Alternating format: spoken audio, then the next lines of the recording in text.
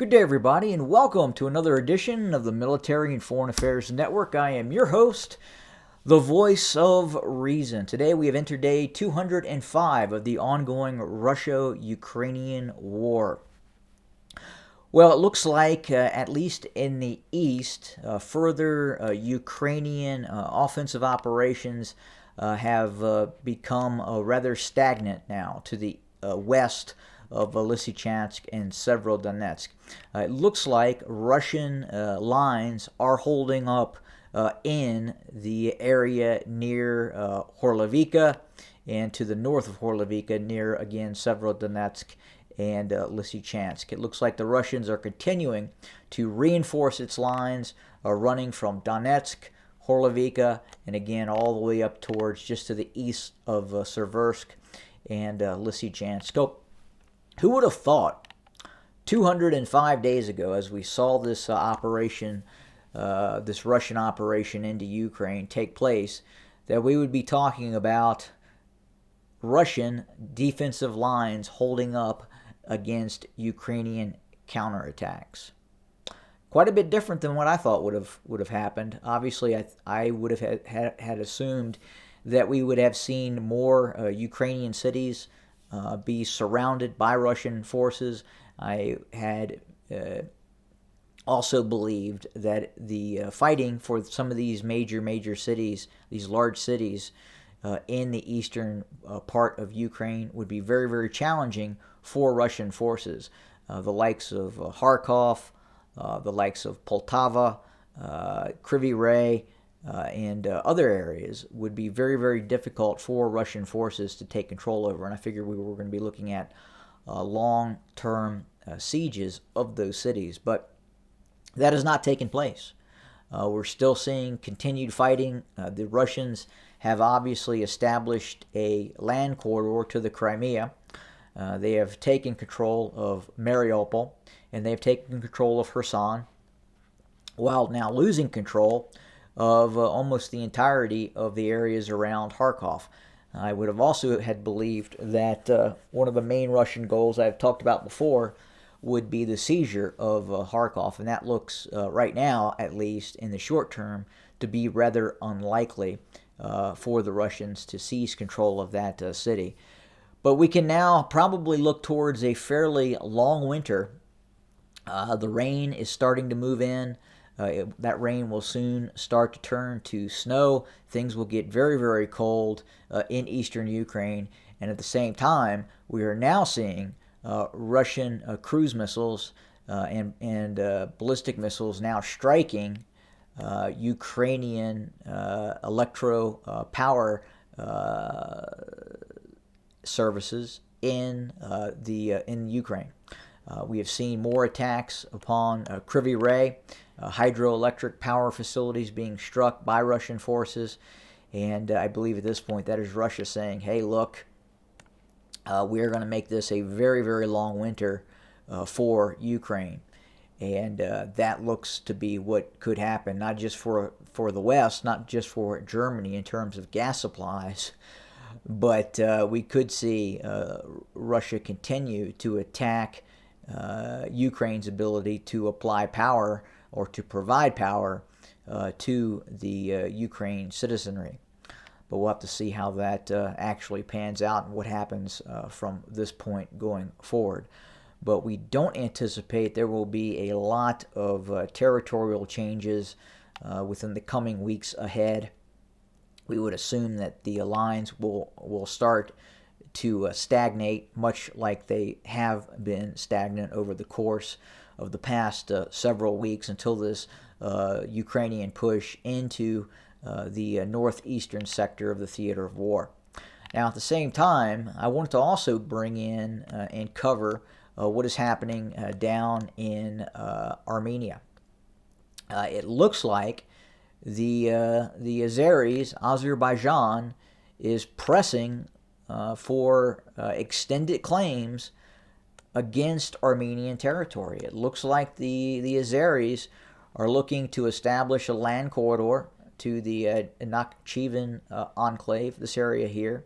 So this area belongs to Azerbaijan, and then you have Azerbaijan proper, and then you have Nagorno-Karabakh in this area. So the new demands by the Aliyev government in Azerbaijan are now looking to take control of all of Nagorno-Karabakh and establish a land corridor to the Nakhchivan enclave with the direct support of Turkey.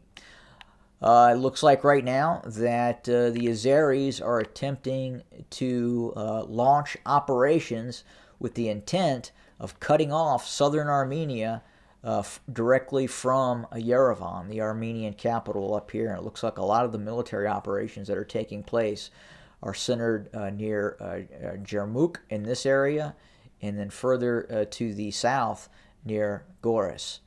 And it looks like the Azeris are definitely entertaining the capture of parts of southern Armenia with the intent of establishing that long-desired land corridor to the Nakhchivan enclave, and again with the help of Turkey.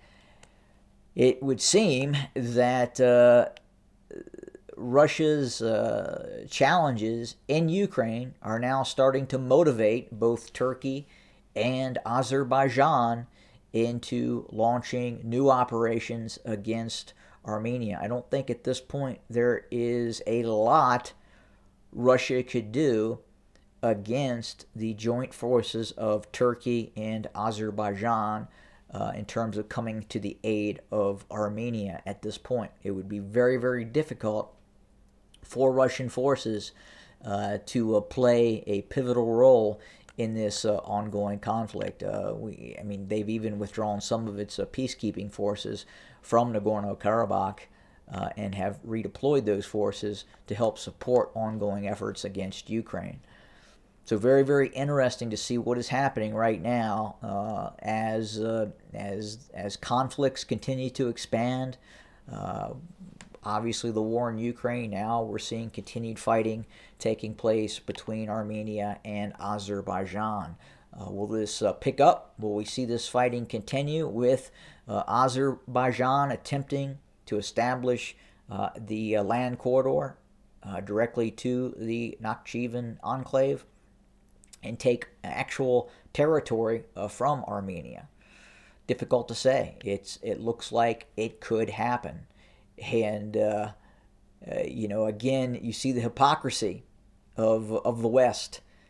And you have a dictatorship inside of Azerbaijan that is looking to take aggressive military action against a sovereign nation state, which is Armenia.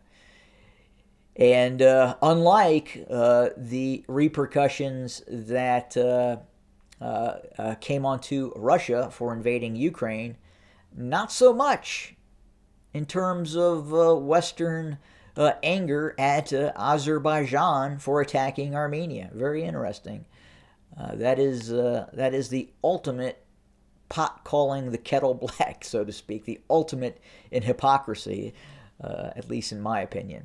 But we'll see what happens and how this pans out in Azerbaijan, Armenia, and the general area of the Southern Caucasus. But we're going to continue to watch things very, very closely.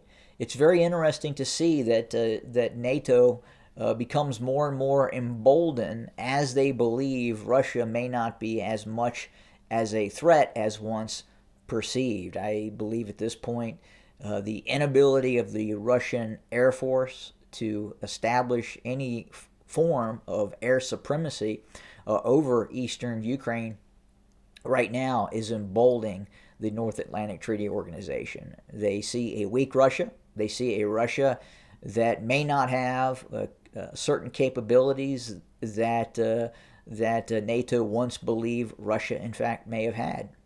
And NATO is probably going to continue to take advantage of the ongoing situation, and we'll probably see additional weapon systems being delivered to Ukraine, to include maybe the ATACMS for those HIMARS systems.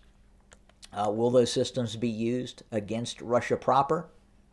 Difficult to say. Will this escalate the war? Will Russia see a need to escalate, possibly within the realm of the nuclear sphere?